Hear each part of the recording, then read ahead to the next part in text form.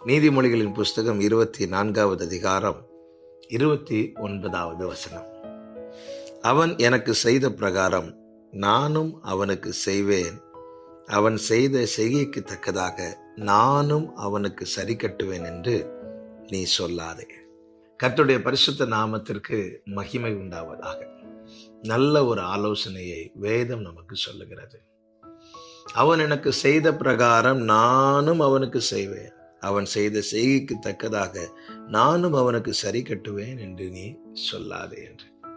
பல நேரத்துல நம்ம எல்லாருமே இந்த தவறை பண்ணுகிறோம். ஒருத்தங்க நமக்கு விரோதமா ஏதாவது பேசினா நாமும் அவர்களுக்கு விரோதமாய் பேசுகிறோம். நம்மை காயப்படுத்தும்படி ஒரு காரியத்தை ஒருத்தங்க செய்தா அவங்கள காயப்படுத்தும்படி என்ன செய்ய வேண்டுமோ அதை செய்கிறோம். இப்படி செய்வது ஒரு தேவ பிள்ளைக்கு நல்லது